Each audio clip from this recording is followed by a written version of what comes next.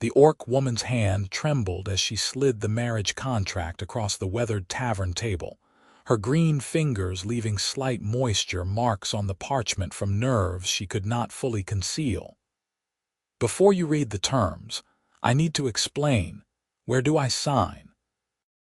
The human man across from her, broad-shouldered with work-roughened hands and warm brown eyes, had already produced a pen from his travel pack, dipping it into the small inkwell the tavern keeper had provided.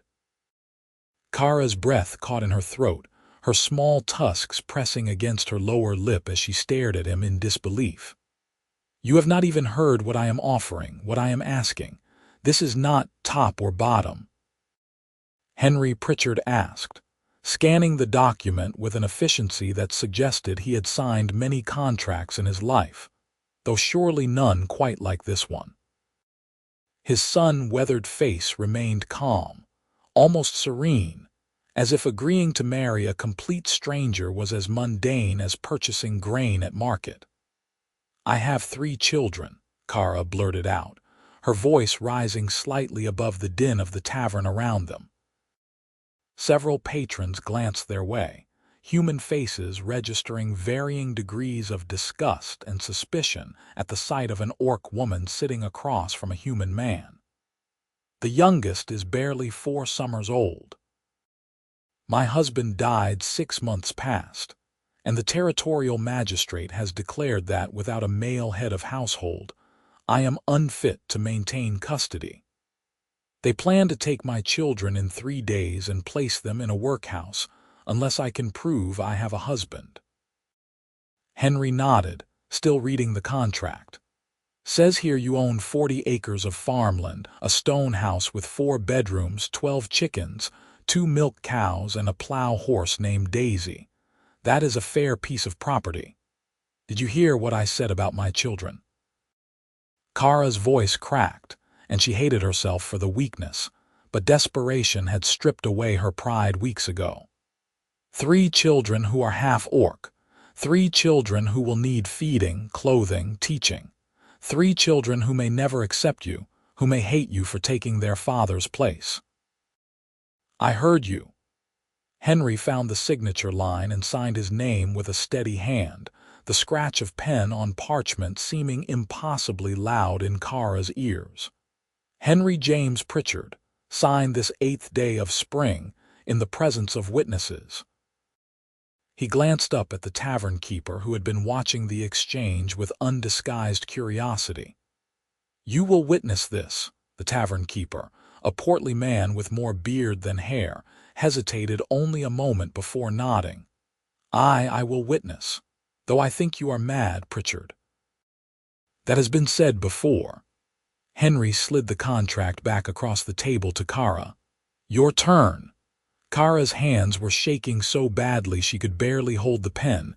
This was wrong. This was all wrong. She had placed notices in 3 towns, visited 2 marriage brokers, and even swallowed her pride enough to approach the local church, though the priest had turned her away before she finished speaking. 2 weeks of searching had produced exactly 3 responses. One man who wanted the land but insisted the children be sent away. One who had taken one look at her green skin and tusked face and walked away without a word. And now this man, this human who had barely let her finish explaining before agreeing. "Why?" The question escaped her lips before she could stop it. "You know nothing about me. I could be cruel or mad or a terrible cook. My children could be monsters. The land could be cursed. Why would you agree to this?"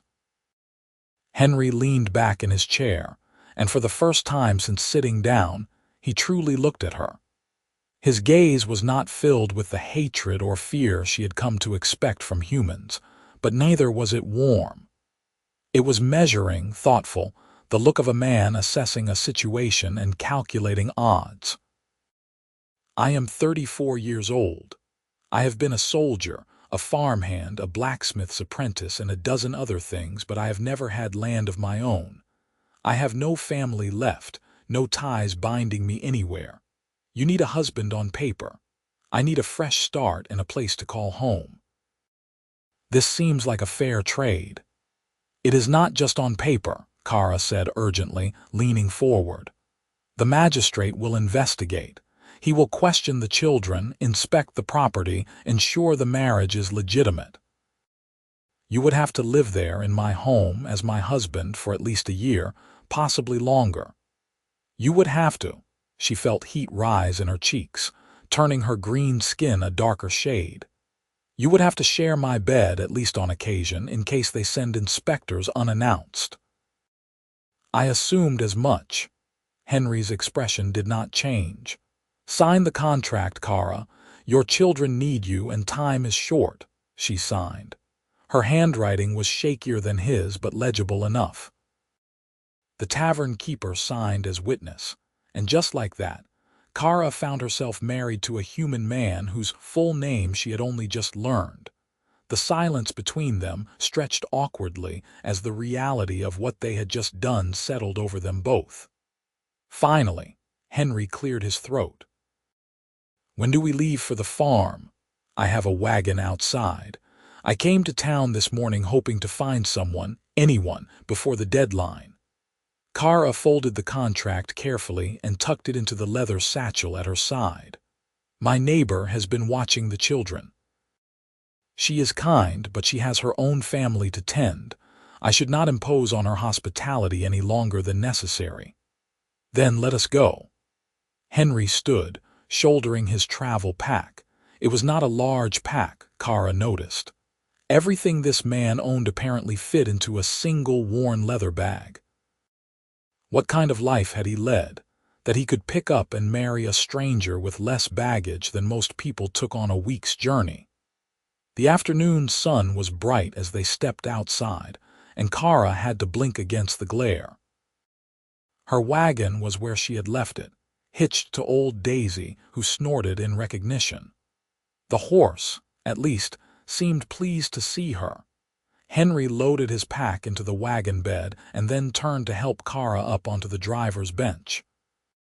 She hesitated, unused to such courtesy, before accepting his offered hand. His skin was warm against hers, calloused and strong. He climbed up beside her and waited as she took up the reins. The ride to the farm took 3 hours, following a rutted road that wound through rolling hills and patches of forest. Spring was in full bloom, with wildflowers dotting the meadows and new leaves bright green on the trees. It should have been beautiful, but Kara could barely see any of it. Her mind was too full of questions, worries, and the surreal reality that she was bringing home a husband her children had never met. Henry remained quiet for most of the journey, seemingly content to watch the landscape pass. Finally, as they crested a hill and Kara's farm came into view below, he spoke. "Tell me about them, your children." Kara's hands tightened on the reins. "Mika is the eldest. She is 12 and she looks the most like me. Green skin, tusks, pointed ears, strong build. She has been angry since her father died, angry at the world, angry at the magistrate, angry at me for not being able to fix things.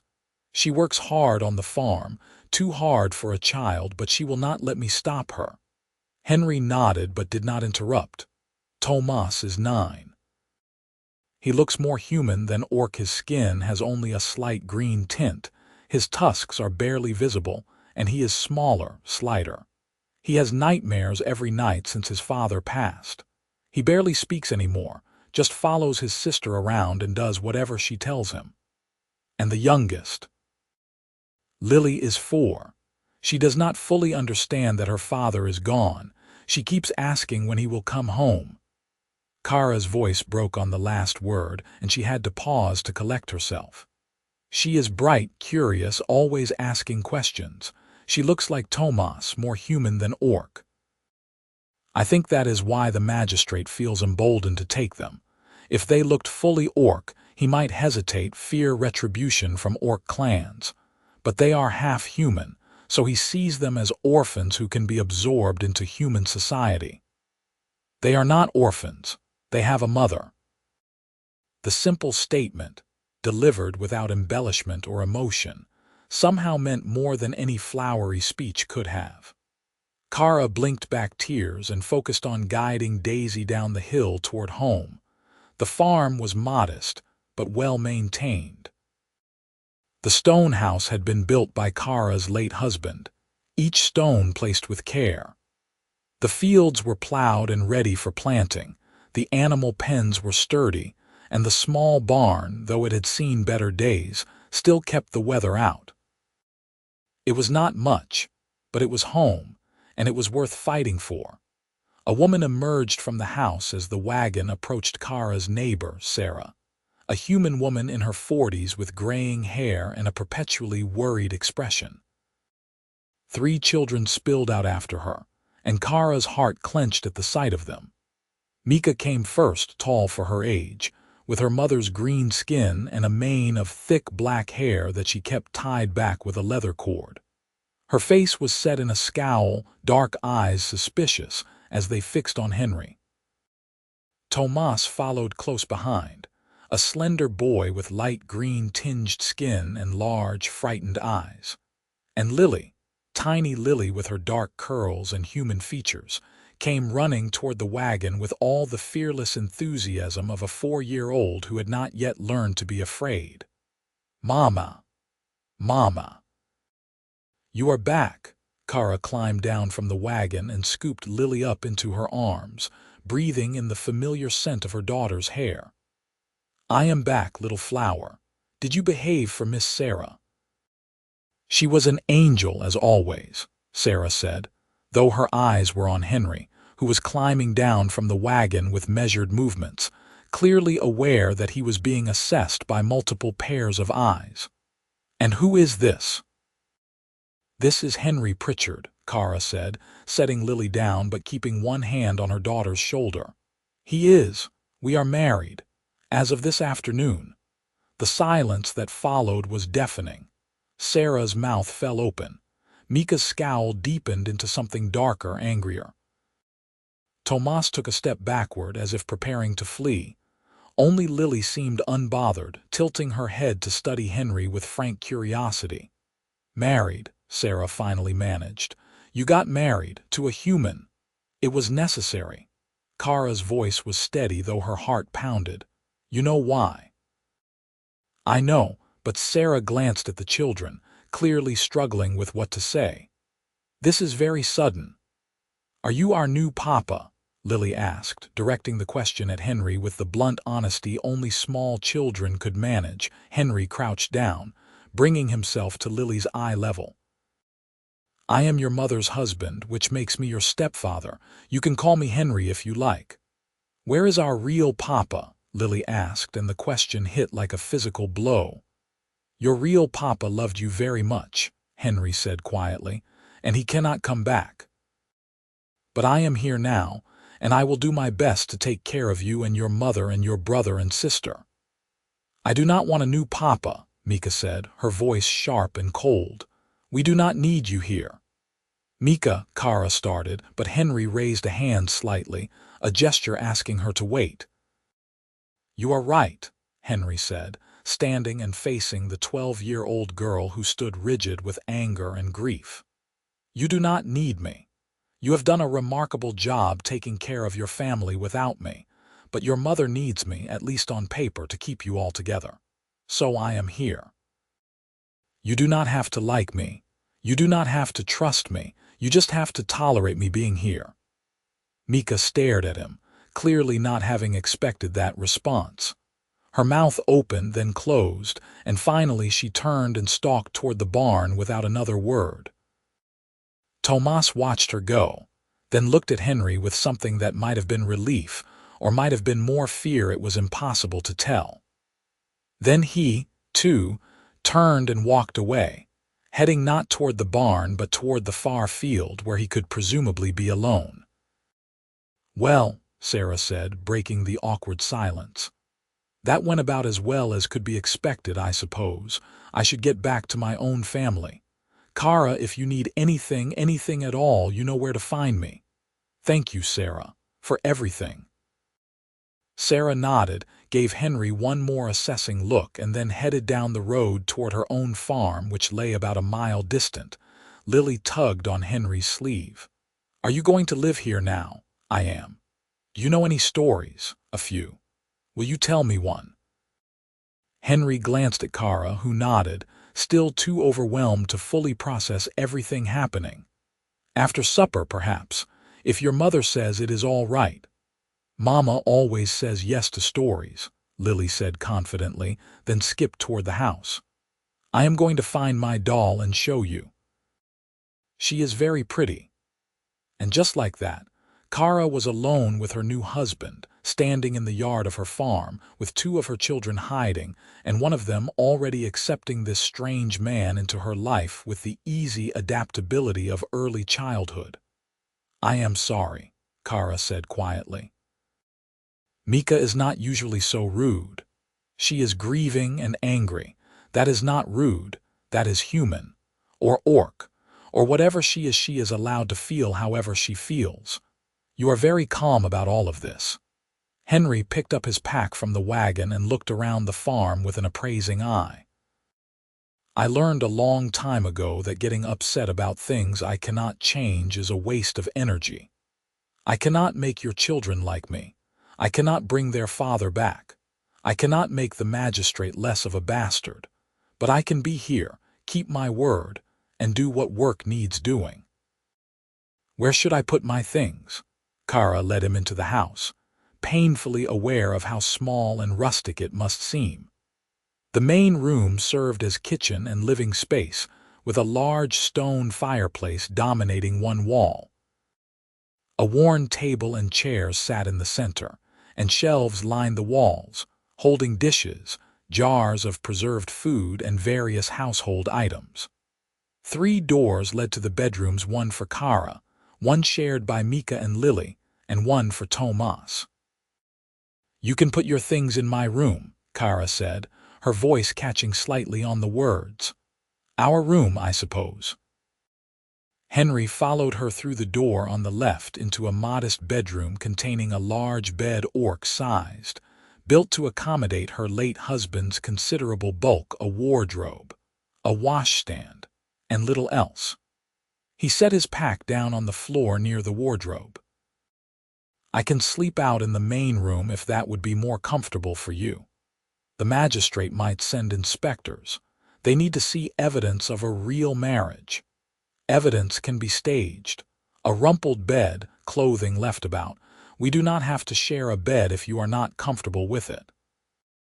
Kara turned to look at him, this strange man who had agreed to upend his entire life for a woman he had just met. "Why are you being so kind about this? You could demand your rights as a husband. The contract is legal. I would have no recourse. What kind of man do you think I am?" Henry's voice was quiet but held an edge for the first time. "I agreed to a business arrangement, not to purchase a slave. You need a husband on paper. I need land and a home. That is the arrangement. Anything beyond that is something that would have to develop naturally, if it develops at all." "Most men would not see it that way." "Then most men are fools." Henry turned toward the door. "Now, what work needs doing? I assume you have fields to plant." The rest of the day passed in a blur of activity. Henry, true to his word, immediately set about making himself useful. He inspected the plow, found it needed a repair to one of the leather harness straps, and fixed it with supplies from his pack. He checked on the cows, fed the chickens, and began mentally cataloging what supplies would be needed for planting. Kara prepared supper in a daze, still unable to fully believe this was happening. Lily stayed close, chattering away about her doll, her favorite flower, and a bird she had seen that morning. Tomas returned as the sun was setting but said nothing, just washed up and sat at the table with his eyes downcast. Mika came in last, her expression still thunderous, and took her seat without acknowledging Henry's presence. The meal was venison stew with root vegetables and fresh bread. Kara had made enough for her family of 4, then realized at the last moment She had a fifth mouth to feed now and hurriedly added more portions. Henry ate quietly, complimenting the food once, and then focusing on his meal with the single-minded attention of a man who had not eaten well in some time. After supper, Lily demanded her promised story, and Henry, after helping clear the table, sat by the fireplace with the little girl curled up on the rug near his feet. Mika and Tomas watched from a distance, pretending not to listen. "Once there was a soldier who fought in a great war," Henry began, his voice taking on the cadence of a natural storyteller. "He was not the bravest soldier or the strongest or the smartest, but he was stubborn and he refused to give up even when things seemed hopeless." The story wound its way through tales of battles and hardships, of friends made and lost, of difficult choices and small victories. It was not a children's story, not really, but Henry told it in a way that held everyone's attention. Even Mika, despite her determination to hate him, found herself listening. When the story ended, Lily was yawning and Kara declared it was time for bed. There were protests from Lily, but only token ones, and soon all three children were tucked into their respective rooms. Kara returned to the main room to find Henry banking the fire for the night. "That was a true story, was it not? That soldier was you." "Parts of it were true. I may have exaggerated some details for dramatic effect. You were a soldier. For 6 years. I signed up young, thinking it would be an adventure. It was an education, though not the kind I had imagined." "Why did you leave?" Henry was quiet for a long moment, staring into the dying embers of the fire. "I saw enough death. I was ready to try living instead." Kara did not press further. They finished preparing the house for night in silence, each hyper-aware of the other's presence. Finally, there was nothing left to do but retire to the bedroom.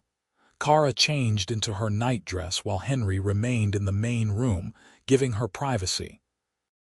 When she called that she was ready, he entered, already stripped down to his undershirt and breeches. Without ceremony, he lay down on top of the blankets on one side of the bed, leaving her the side nearest the wall. "You will freeze," Kara said. "I have slept in worse conditions." "Henry, get under the blankets. I am not going to let you suffer from cold out of some misplaced sense of propriety." He hesitated, then complied, sliding under the covers but maintaining a careful distance between them. The bed was large enough that they need not touch at all, and indeed they did not. But Kara was intensely aware of his presence, of his breathing, of the warmth radiating from his body. "Thank you," she whispered into the darkness. "For today, for all of this." "You are welcome," Henry replied. "Sleep now. We have a lot of work ahead of us." Kara closed her eyes, but sleep was a long time coming. Her mind kept replaying the day's events, kept trying to understand this man who had become her husband with less deliberation than most people gave to purchasing livestock. Eventually, exhaustion claimed her, and she slipped into an uneasy sleep. The magistrate arrived 3 days later, earlier than expected, with 2 assistants and an air of smug satisfaction. Kara saw the dust cloud from their horses while she was in the garden and immediately called for Henry, who was in the barn repairing a section of the loft floor. By the time the magistrate dismounted in the yard, the entire family was assembled. Kara stood with Henry beside her, close enough that their arms nearly touched. The children stood behind them, with Mika's hand protectively on Tomas's shoulder and Lily clinging to her mother's skirt. Magistrate Edwin Corwell was a thin, officious man with a pointed nose and watery blue eyes that held no warmth. He looked at Kara with undisguised distaste, then his gaze shifted to Henry and his eyebrows rose. "Who is this?" "My husband," Kara said, keeping her voice level. "Henry Pritchard. We were married 3 days ago." "How convenient. And do you expect me to believe this is a legitimate marriage and not some desperate ploy to circumvent the law?" Henry stepped forward, pulling the marriage contract from his pocket. The contract was witnessed and filed with the town clerk. Unless you are suggesting the clerk is complicit in fraud, I think you will find everything is in order. Magistrate Corwell snatched the document and read it with narrowed eyes. This appears legitimate, he admitted grudgingly, but a piece of paper does not prove an actual marriage. I want to inspect the property, interview the children separately, and ensure this is not some sham arrangement. Feel free, Henry said calmly. We have nothing to hide. What followed were two of the most stressful hours of Kara's life. The magistrate and his assistants poked through every corner of the house and property, asking invasive questions, scrutinizing every detail. They interviewed each child separately, and Kara could only pray that Mika's anger would not undermine their case. When the interviews were complete, the magistrate gathered everyone in the main room. Mika was quite vocal about her displeasure with this arrangement, he said, and Kara's heart sank. However, she also made it clear that she wishes to remain with her mother and siblings. The younger children both confirmed that Mr. Pritchard has been living here and acting as head of household. Then we are satisfied, Henry asked. For now. The magistrate's expression made it clear he hoped to find a reason to remove the children in the future. I will return in 3 months for a follow-up inspection. If I find any evidence that this marriage is fraudulent, or that the children are being neglected or improperly raised, I will not hesitate to remove them from this household. Am I understood? Perfectly, Kara said, though the word tasted bitter. The magistrate and his assistants left, and the moment they were out of sight, Kara's legs gave out. She sank into a chair, shaking with relief and residual terror. Henry moved to the kitchen pump and brought her a cup of water, pressing it into her trembling hands. It is over, he said quietly. You did well. What did you tell him? Kara asked Mika, who stood by the fireplace with her arms crossed defensively. He said you were vocal about your displeasure. I told him the truth, Mika said, her voice defiant. That I think this whole thing is stupid, that you should not have had to marry a stranger just to keep us.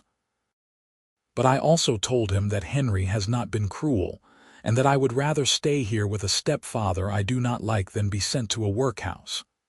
Was that the wrong thing to say? No, Kara said, fresh tears spilling down her cheeks. No, that was exactly right. Thank you, Mika. The girl's expression softened slightly, and for a moment she looked less like an angry young woman and more like the frightened child she still was underneath. Then the mask was back in place, and she turned away. I have chores to finish. Over the following weeks, a routine established itself. Henry proved to be an excellent farmer, with knowledge of crop rotation, soil management, and animal husbandry that exceeded even Kara's late husband's expertise. He worked from sunup to sundown, pausing only for meals. The fields were planted with wheat and barley. The vegetable garden expanded and organized with military precision, and various repairs that had been languishing since Kara's husband's death were completed. Kara found herself watching Henry when she thought he was not looking, trying to understand him. He was patient with the children, never raising his voice even when Mika was at her most difficult. He treated Tomas with a gentle respect that seemed to gradually ease the boy's fear. And he endured Lily's constant questions and demands for stories with remarkable good humor. But he remained distant from Kara herself. Polite, helpful, but always maintaining a certain emotional reserve. They shared a bed every night, always careful not to touch, always maintaining that invisible line down the middle of the mattress. They discussed the farm, the children, practical matters, but never anything personal. Kara told herself this was what she wanted, what they had agreed to. But as the days turned into weeks, She found herself increasingly aware of the loneliness of lying next to someone who was, in every way that mattered, still a stranger.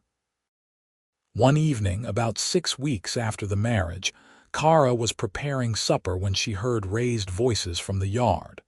She rushed outside to find Mika standing toe-to-toe with Henry, her face flushed with anger. "You are not my father," Mika was shouting. "You do not get to tell me what to do." "I am not trying to replace your father," Henry said, his voice maddeningly calm. "But you cannot take the horse and ride to town alone. It is not safe. I have done it dozens of times. Before, yes. But there have been reports of bandits on the road. Your mother asked me to keep you safe, and that is what I am trying to do. My mother does not need you to protect us. We were fine before you came." Henry was silent for a long moment, then nodded. "You are right. You were fine. And you would have continued to be fine right up until the magistrate took you and your siblings away. Your mother needed help, and she was brave enough to ask for it. There is no shame in that." "You know nothing about shame," Mika spat. "You are a human. You do not know what it is like to be looked at like a monster, to have people cross the street to avoid you, to hear children whisper orc like it is a curse word. You married my mother for land. We all know it. So do not pretend you care about keeping me safe."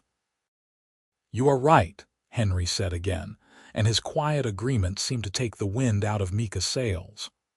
"I do not know what that is like. And yes, I married your mother for land and for a fresh start. But that does not mean I do not care about keeping you safe. Those two things can both be true." Mika stared at him, breathing hard, and Kara could see the moment the fight drained out of her. "I just wanted to go to town," she said, her voice suddenly small. "There is a market day, and I wanted to see if I could sell some of my preserves. We need the money." "Then I will take you," Henry said. "Give me 10 minutes to harness the wagon and we will go together.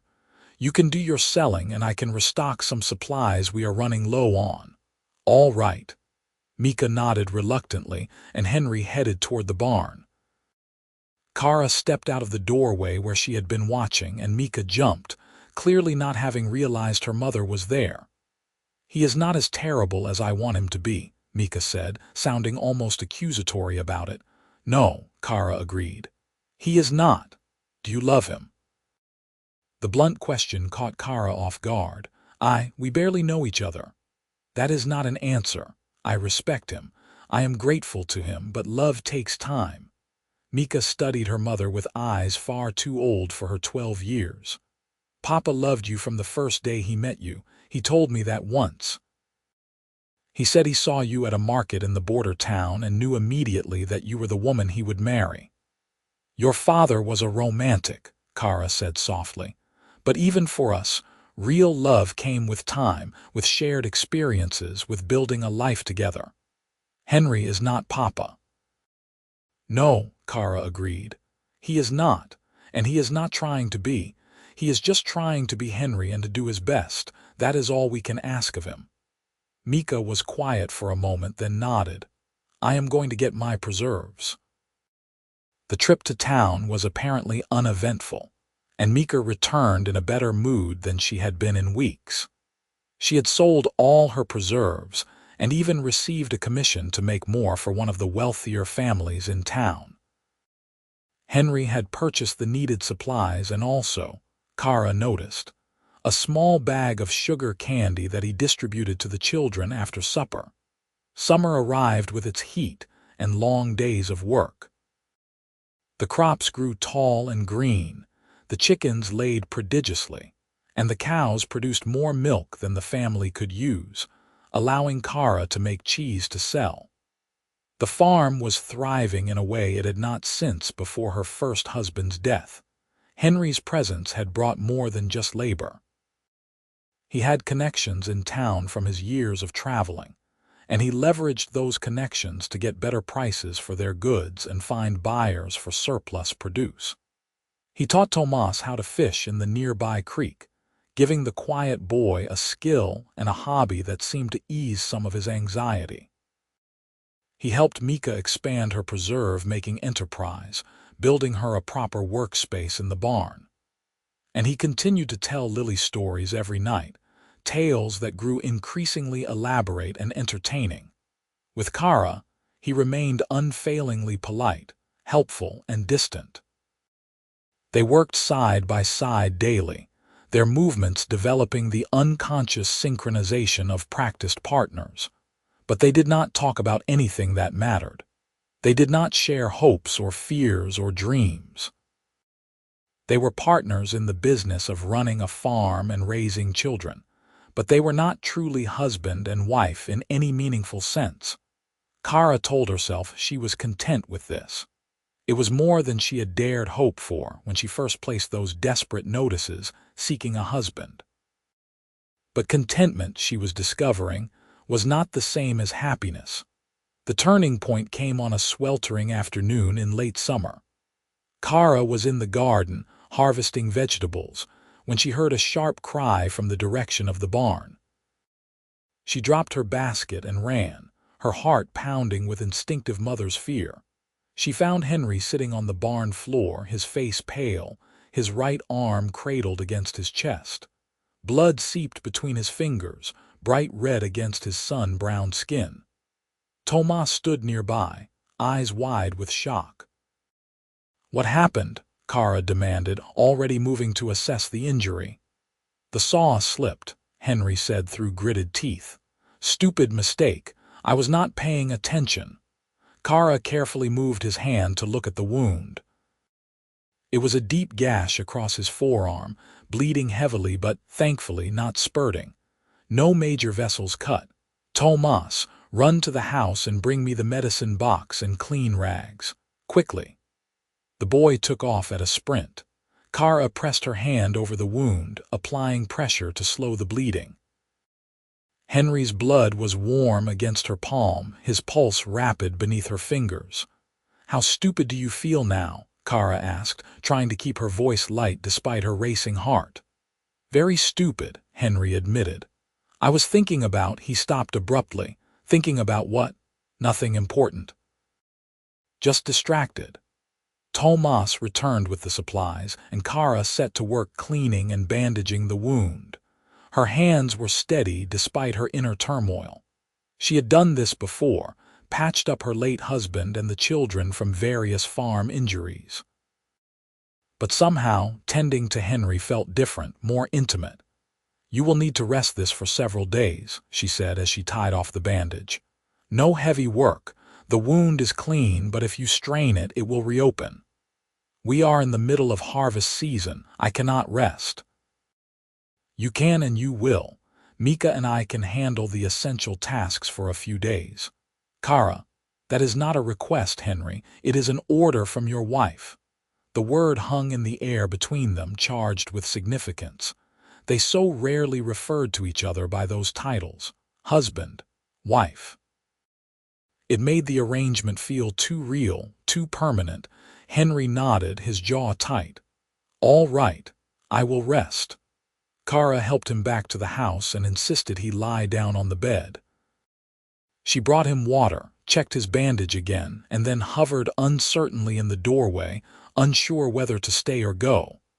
"I am not going to die from a cut arm," Henry said, a hint of amusement in his voice. "You can go back to your work." "I know that. Kara struggled to articulate the feeling coiling in her chest. "You frightened me. When I heard you cry out, you thought one of the children was hurt." "I thought you were hurt," Kara corrected quietly. "And I realized that somewhere along the way I have come to." She trailed off, unable to finish the sentence. Henry sat up slightly, wincing as the movement pulled on his injured arm. "Kara, never mind. Forget I said anything. I will let you rest." She turned to flee, but Henry's voice stopped her. "I was thinking about you when the saw slipped." Kara froze, her heart suddenly pounding for an entirely different reason. "What?" "You asked what I was thinking about when I got distracted. I was thinking about you. About how when you laugh at one of Lily's silly jokes, your whole face lights up." about how you sing while you work in the garden, old orc songs in a language I do not understand, about how you are the strongest person I have ever met and how I do not deserve to be here, to have this life you have given me. I gave you nothing, Kara said, turning back to face him. You earned everything here through your own work. You gave me a home. You gave me a purpose. You gave me a family, even if they are not mine by blood. Henry swung his legs off the bed and stood, moving toward her with careful steps. And somewhere along the way, this stopped being just a business arrangement for me. I do not know when it happened. Maybe it was when I saw how fiercely you love your children. Maybe it was when you stayed up all night caring for Daisy when she was colicky. Maybe it was just the accumulation of 1,000 small moments. But it happened. Kara could not breathe. Her tusks pressed against her lip, her hands clenched at her sides. Henry, you do not have to say these things. Our arrangement is working. We do not need to complicate it. What if I want to complicate it? Henry was close now, close enough that she could see the flecks of gold in his brown eyes. What if I want this to be real? What if I want to be your husband in truth, not just on paper? You do not know what you are asking. Kara's voice broke. I am an orc. You are human. The world will not accept us.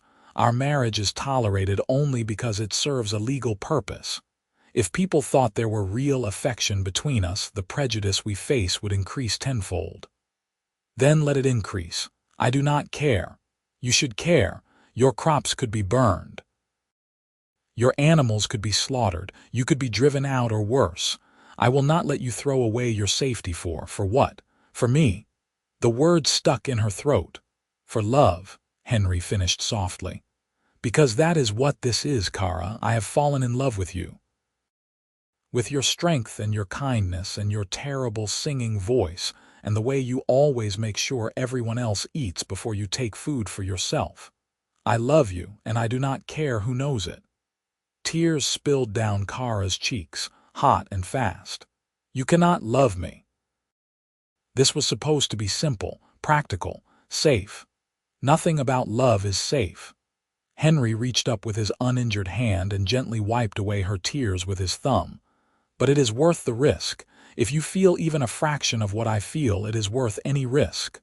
I am afraid, Kara whispered. I lost my first husband to illness. I cannot bear to lose another to violence born of hatred. You will not lose me. I am stubborn, remember. I do not give up. Kara looked up at him, this man who had walked into her life and changed everything. This man who had signed a contract before she finished explaining the terms, who had won over her children despite their resistance, who had made her farm prosper and her family feel secure.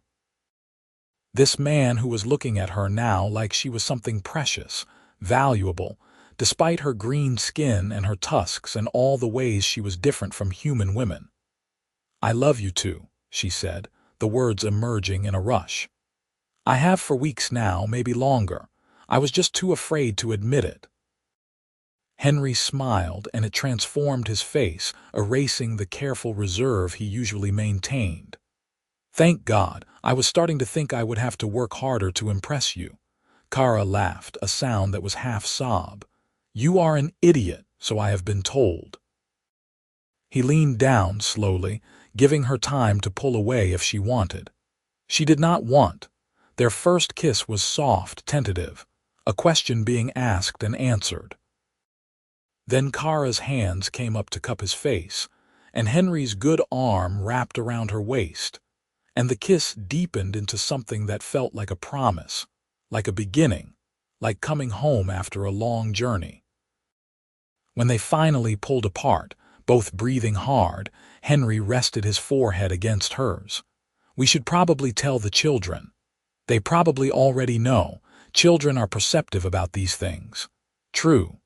Lily asked me last week if I was going to give her more brothers and sisters. Kara felt her face heat. What did you tell her? That she should ask her mother. Henry's grin was wicked. So, what should I tell her? Tell her to mind her own business and eat her vegetables. not a very romantic answer. I am an orc woman with 3 children and a farm to run. Romance is not my strong suit. I disagree. You are very romantic, you just hide behind practicality. Henry kissed her again, briefly this time. Now, I believe you ordered me to rest. Are you going to enforce that order, or am I free to go back to work? Rest, Kara said firmly, even as part of her wanted to keep him right here. Keep kissing him. Explore this new dimension of their relationship. Your arm needs to heal. I am going to finish the garden harvest and then I will make supper. You are not to leave this bed unless you need the privy. Bossy, you married an orc woman. What did you expect?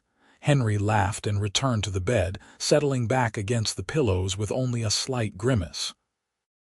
Kara stood in the doorway for a moment longer, memorizing the sight of him, her husband in their bed, looking at her with love clear in his eyes.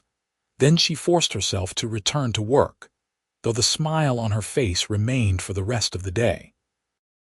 News of the change in their relationship spread through the household with remarkable speed, though no formal announcement was made. Lily noticed first, with a child's unerring instinct, and immediately began planning a celebration. Tomas said nothing, but Kara noticed he started sitting closer to Henry during evening story time, no longer maintaining the careful distance he had before. Mika's reaction was more complicated.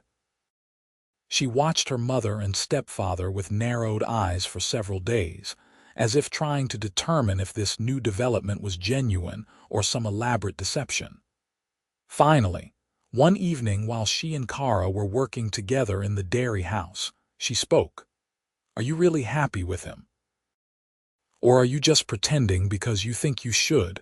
Kara paused in her cheese-making to look at her eldest daughter. I am really happy. I did not expect to be, but I am. He is not Papa. No, he is not. And I will always love your father, but that does not mean I cannot also love Henry. The heart is bigger than we think, Mika. It has room for multiple loves. Mika was quiet, carefully ladling curds into a cheesecloth. I suppose he is all right. He fixed the loose board in my bedroom floor without being asked. And he always saves me the crispy edges of the bread because he knows I like them best.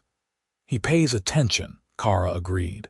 He cares, even when he does not say it out loud. Do you think he will stay, even after the year is up and the magistrate stops checking on us? It was a question Kara had not let herself ask, though it had lurked in the back of her mind. I think so, but you could ask him yourself if you are worried. Maybe I will. Apparently she did, because the next morning at breakfast, Henry cleared his throat and addressed the whole family. I want you all to know that I am not going anywhere. This is my home now, permanently, if you will have me. The magistrate's deadline was just the thing that brought me here. It is not the reason I am staying. Lily bounced in her seat with excitement. Tomas ducked his head but smiled slightly. And Mika, after a long moment, nodded once. All right then, she said, but you still have to help me expand the preserve business. I have 3 new orders from town. Absolutely. I was thinking we could build a dedicated smokehouse as well. Smoked meats and fish could be another revenue stream. Mika's eyes lit up with interest. And just like that, the tension broke. They spent breakfast discussing business plans, with Mika and Henry debating the merits of different smoking techniques while Lily chattered about wanting to help and Tomas quietly ate his porridge. Kara watched them all with a full heart. This strange, cobbled-together family was not what she had imagined her life would look like when she was a young orc woman marrying her first husband. But it was good, it was real, and it was hers. The summer faded into autumn, and with it came the 3-month follow-up inspection from the magistrate. This time, the visit was shorter and less invasive. It was clear even to Magistrate Corwell that the household was functioning well. The children were healthy, the farm was prosperous, and there was obvious affection between Kara and Henry. "I see no reason to continue these inspections," the magistrate admitted grudgingly as he prepared to leave. "Your arrangement appears to be successful." "It is not an arrangement," Henry said, slipping his arm around Kara's waist. "It is a marriage, and yes, it is successful." The magistrate sniffed disapprovingly but did not argue. He mounted his horse and rode away, and Kara felt a weight lift from her shoulders that she had been carrying for months. "We are safe," she breathed. "They cannot take the children now." "We were always going to be safe," Henry said. "But yes, it is good to have the official confirmation." That night, they celebrated with a special supper: roasted chicken, fresh bread, autumn vegetables roasted with herbs, and a berry pie that Mika had made. Lily insisted on making flower crowns for everyone, even though most of the flowers were past their prime. They wore them anyway, looking ridiculous and happy. After the children were in bed, Kara and Henry sat together by the fire. It had become their routine, these quiet evening hours when the work was done, and they could simply exist together without the demands of the farm or the children requiring their attention. "I have been thinking," Henry said, staring into the flames, "about the spring planting. If we expanded the north field and planted flax, we could produce linen. It would be a good cash crop, and Mika could learn weaving. She has a good head for business. Flax is labor-intensive. We could hire help during harvest season. The farm is profitable enough now to support a seasonal worker or two." Kara nodded thoughtfully. "It is a good idea, though we should discuss it with Mika before making a firm decision. It would primarily be her work." "Agreed." Henry shifted, his hand finding hers in the space between them. Their fingers intertwined naturally, comfortably. "Have you thought about what happens when the children are grown, when they start their own families?" "Sometimes," Kara admitted. "Mika is only 12, but in a few years she will be of marrying age. Though finding a husband will be complicated for her, not fully orc, not fully human. She could choose not to marry, focus on her business instead. She could, but she is romantic despite her prickly exterior. She dreams of love even if she pretends not to." "She gets that from her mother," Henry said with a smile. Kara bumped his shoulder with hers. "I am not romantic. You absolutely are. You just bury it under layers of practicality and stubbornness. And you are incorrigible. True." He grew more serious. "But truly, Kara, what do you want?" "For yourself, for us. When the children no longer need us as desperately as they do now, what does our life look like?"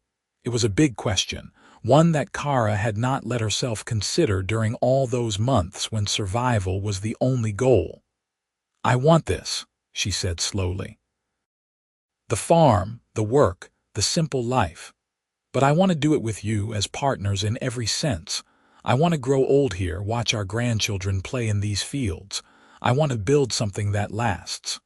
Our grandchildren. Well, they will not be yours by blood, but they will be mine in every way that matters," Henry interrupted firmly. "And any children we might have together will be their siblings." Kara's breath caught. "We have never discussed having children together." "I am discussing it now. If you want more children, I would be honored to be their father. If you do not, I am perfectly content with the family we already have. Either way, I am here, I am yours, and I am not going anywhere." Kara turned to face him fully, tears prickling at her eyes once again. This man, this wonderful, stubborn, kind man who had walked into her life when she needed him most. "I would like more children," she said quietly, "if fate grants us that blessing." Henry cupped her face in his hands and kissed her, slow and deep and full of promise.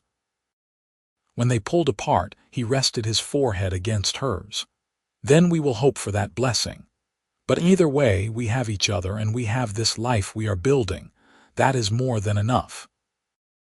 They sat together by the fire, until the embers died down, talking quietly about dreams and plans, about the practical details of running a farm and the impractical hopes for the future. And when they finally retired to bed, it was not to opposite sides of the mattress with careful space between them, but to the center, wrapped in each other's arms, husband and wife in truth. Winter came with its cold and its snow, and the farm settled into the slower rhythm of the dormant season. There was still work, animals to tend, equipment to repair, supplies to inventory, but less of the dawn to dusk urgency of growing season. It gave the family time to focus on other things. Henry taught Tomas woodworking, and the boy discovered a talent for carving. He made small animals and figures, his hands sure and steady when working with wood in a way they never were in social situations. Mika and Henry built the smokehouse, and Mika began experimenting with different smoking techniques and flavor combinations. Lily learned her letters, sitting at the kitchen table with Kara and laboriously copying words into a primer, and Kara and Henry grew together, their bond deepening with each shared day. They learned each other's rhythms, preferences, quirks. Kara learned that Henry was grumpy before his morning tea, and that he had nightmares sometimes, fragments of his soldier days that left him shaken and quiet. Henry learned that Kara sang to herself when she was content, that she had a sweet tooth she tried to hide, and that she worried constantly about the children even when there was nothing to worry about. They made love for the first time on a snowy evening in midwinter, when the children were all asleep, and the house was quiet except for the whisper of wind outside. It was tender and awkward and perfect, a physical joining that felt like the natural progression of the emotional intimacy they had been building for months. Afterward, lying tangled together in the warm cocoon of their bed, Henry traced the line of Kara's jaw with his fingertips. "I love you," he murmured. "In case that was not clear," Kara laughed softly. "It was fairly clear. I love you too." "Good. Because I plan to keep saying it, frequently and at inopportune moments until you are thoroughly sick of hearing it." "I will never be sick of hearing it." Henry kissed her forehead, then her nose, then her lips.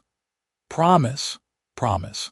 Spring returned, and with it came the work of planting and planning. They expanded the north field as discussed and planted flax. They hired a young man from town, a farm laborer who needed work and who, notably, did not seem bothered by working for an orc family. His name was Sam, and he proved to be a hard worker with a good attitude. Mika took to the flax project with enthusiasm, reading everything she could find about linen production and making detailed plans for the next year's expansion. Tomas sold his first carved figure to a merchant passing through town and came home with coins in his pocket and pride on his face. Lily started attending the small school in the nearby village, an integration that Kara had worried about but which proved surprisingly smooth. Apparently, the teacher was progressive-minded and had no tolerance for bullying based on species, and in late spring, Kara realized she was pregnant. She told Henry one evening after supper when they were alone in the bedroom, "I think I am with child." Henry froze in the middle of removing his boots. "You think or you know?" "I know. All the signs are there. I felt the same way with my previous pregnancies." He crossed the room in 3 strides and pulled her into his arms, holding her so tightly she could barely breathe. "A baby. We are going to have a baby." "Are you happy?" Kara asked, though she could feel the answer in the way he was trembling. Happy does not begin to cover it. He pulled back to look at her face, his eyes shining. "Are you happy? Are you healthy? Do you need anything? Should you be resting more?" "I am happy. I am healthy. And I do not need to rest more. I am pregnant, not fragile." But she was smiling as she said it, touched by his immediate concern. "We should probably tell the children soon. I am past the first months now, and I will start showing before long." They told the family at breakfast the next morning. Lily was ecstatic, immediately asking if she would get a brother or a sister and whether the baby would look more like Mama or more like Henry. Tomas looked surprised but pleased, nodding his acceptance. Mika was quiet for a long moment, her expression unreadable. "Are you all right with this?" Kara asked her eldest daughter quietly. "Yes," Mika said finally. "Yes, I think I am. It is strange thinking of having a half-sibling who is also half-human, but good strange. This family has always been a bit unusual anyway." "That is true," Henry agreed. "We have never been conventional." "Will the baby have tusks?" Lily asked. "Or pointed ears? Or green skin?" "We will have to wait and see," Kara said. "The baby will be part orc, part human like you and Tomas. But exactly how that will manifest, only time will tell." The pregnancy progressed smoothly. Kara worked as long as she was able, then reluctantly accepted that she needed to scale back her labor. Henry and Mika picked up the slack without complaint, and even Tomas contributed more, taking on animal care duties without being asked.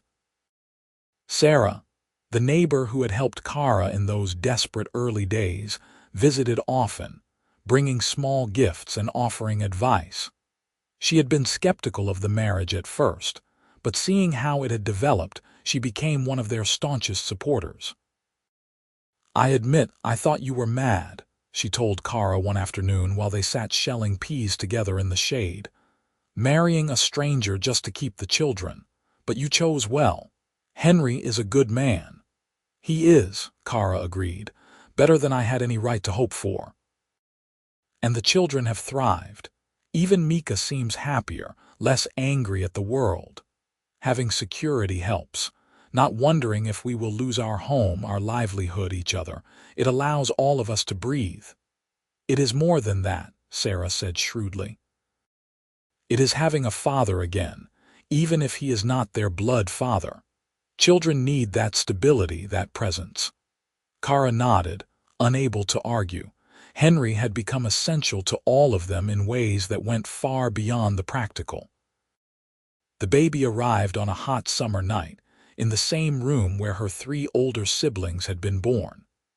Henry stayed by Kara's side through the long hours of labor, holding her hand, wiping her forehead with cool cloths, murmuring encouragement. Sarah served as midwife, having delivered half the babies in the district over the years. When the baby finally emerged, red-faced and squalling, Sarah held her up with a wide smile. A daughter, a healthy, perfect daughter.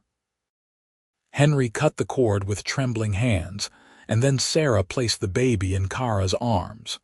She was tiny, wrinkled, and beautiful. Her skin was a pale green, lighter than Kara's but darker than Tomas's. Small, perfect ears tapered to slight points.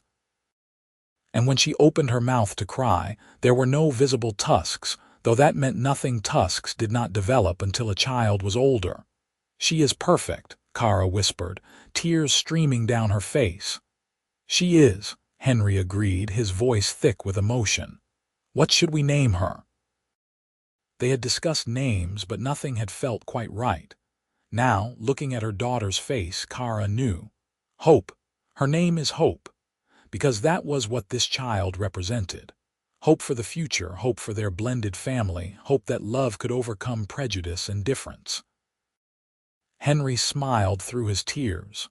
"Hope Pritchard. I like it." The children were brought in to meet their new sister, each reacting in their own way.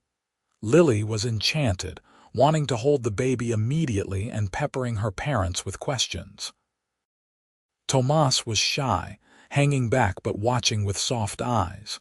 And Mika, tough, angry Mika, took one look at the tiny baby and burst into tears. "She is so small," Mika said, wiping at her eyes angrily. "And she has no idea how complicated the world is going to be for her." "No," Kara agreed. "But she will have us to help her navigate it. All of us." Mika nodded and carefully, so carefully, reached out to touch the baby's hand.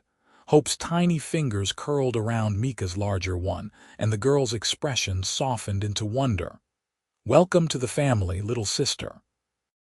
The first year of Hope's life passed in a blur of sleepless nights, constant feedings, and the particular exhaustion that comes with caring for an infant. But it was also filled with joy. Hope's first smile, her first laugh, the first time she grabbed at her father's face with curious hands. The farm continued to prosper. The flax crop was successful, and Mika proved to have a real talent for linen production. She hired 2 girls from town to help with processing, paying them fair wages and treating them with the same direct efficiency she brought to everything. Tomas's carving had developed into a genuine business, with several regular buyers from town, and even some interest from a merchant who traveled to larger cities. Lily was thriving in school, coming home each day with new knowledge and stories about her classmates. And through it all, Kara and Henry's love continued to deepen. They had their disagreements. Of course, he thought she pushed herself too hard. She thought he was too lenient with Lily's tendency to avoid chores, but they learned to communicate, to compromise, to choose each other every day. On the first anniversary of Hope's birth, they had a small celebration. Sarah and her family came, along with a few other neighbors who had become friends. Sam, the hired hand who had become a permanent fixture on the farm, brought a carved rattle that Tomas had made, a gift for Hope. As the sun set and their guests departed, Kara stood in the doorway of her home, watching her family.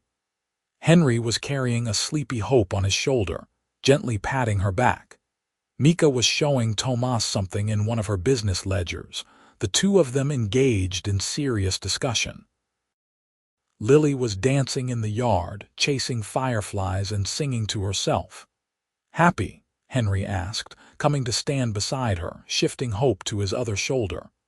"Unbelievably," Kara said. 2 years ago I was desperate, terrified of losing everything. And now you have everything," Henry finished. "We have everything." "Because you signed before I finished explaining," Kara said, shaking her head at the memory. "You did not even let me tell you about the children or the farm or how difficult it would be. I did not need to know. I saw a woman who needed help and a chance for a life I never thought I would have. That was enough information. You are still reckless. And you are still stubborn." He leaned over and kissed her temple, careful not to disturb the baby sleeping on his shoulder. "It is a good thing we found each other." "The best thing," Kara agreed. They stood together in the doorway as night fell, watching their children, their family, their life. It had not been an easy road, and there would surely be challenges ahead. But they had each other, and they had this: a home, a family, a love that had grown from desperation and practicality into something deep and true and lasting. Years later, when people asked how they met, Henry always told the truth. She had needed a husband, and he had signed before she finished explaining the terms. And when people expressed shock or confusion at such a hasty decision, Kara would smile and add her part of the story. "He signed before I finished," she would say, "because he understood what I needed. Not just a name on a document, but a partner, someone willing to take a risk on a ready-made family and a difficult situation. Someone stubborn enough to stay when things got hard and kind enough to make staying worthwhile." And Henry would add, "Best contract I ever signed."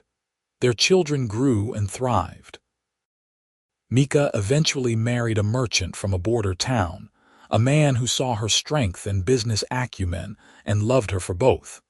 They built a successful trading company together. Tomas became a renowned carver, his work sought after by collectors throughout the region. He never married, but seemed content with his art and his quiet life. Lily, bright, curious Lily, went to university in a distant city and became a teacher. dedicating her life to educating children of all species and backgrounds. And Hope, the baby born of love between orc and human, grew into a young woman who embodied the best of both her heritages. She had her mother's strength and practicality, her father's kindness and stubborn determination. She took over the farm when her parents grew older, running it with the efficiency and innovation that had always characterized the Pritchard household. Kara and Henry grew old together on the land they had built into a thriving homestead. They watched their children succeed, welcomed grandchildren and great-grandchildren, and remained partners in every sense until the very end. On quiet evenings, they would sit together on the porch Henry had built years ago, watching the sun set over fields they had planted together. And sometimes, Kara would tease Henry about that day in the tavern, about his reckless decision to sign a contract without reading all the terms, and Henry would smile, take her hand in his, and say what he always said: "Best decision I ever made," because it had been. Despite the odds, despite the prejudice, despite all the reasons it should not have worked, they had built something beautiful together. A marriage that started as a desperate arrangement had become a love story, proof that sometimes the best things in life come from taking a chance on someone you barely know. They had taken that chance, and they had built a life neither could have imagined on that day when a desperate orc widow and a wandering human man sat across from each other in a tavern and made a deal that changed both their lives forever. It was a good life. A full life. A life worth every risk, every challenge, every moment of uncertainty. And it all started because Henry Pritchard saw a woman in need and signed before she finished explaining, trusting that whatever came next, they would face it together. He had been right. They had faced everything together: joy and sorrow, triumph and hardship, the ordinary moments and the extraordinary ones. Together, they had built a family, a home, a legacy that would endure long after they were gone. And in the end, that was all anyone could hope for. To love and be loved, to build something lasting, and to know that your life mattered, that you made a difference, that you chose well and loved deeply and lived fully. Kara and Henry had done all of that and more. Their story, which began with a desperate request and a hastily signed contract, became a testament to the power of love to overcome prejudice, to the courage it takes to be vulnerable, and to the magic that can happen when two people commit to building a life together. They lived, they loved, and they left behind a family and a farm that would continue their legacy for generations. And though their time eventually came to an end, as all lives must, their love story remained, passed down through their children and grandchildren, an inspiration and a reminder that sometimes the best things in life come from taking a leap of faith. Henry had taken that leap when he signed the contract before Kara finished explaining. Kara had taken that leap when she let herself love again, when she opened her heart to a stranger who became her partner, her husband, her love. And together, they had built something beautiful. Something that lasted. Something that proved love could bridge any divide, overcome any obstacle, and create something extraordinary from the most unlikely beginnings. Their story ended not with tragedy, but with fulfillment. They lived long, happy lives, surrounded by family, secure in their love, content with what they had built together. And when people asked the secret to their success, to their enduring partnership, the answer was always simple. They had chosen each other. Every day, in big ways and small, they had chosen each other. And that choice, made and remade over decades, had made all the difference.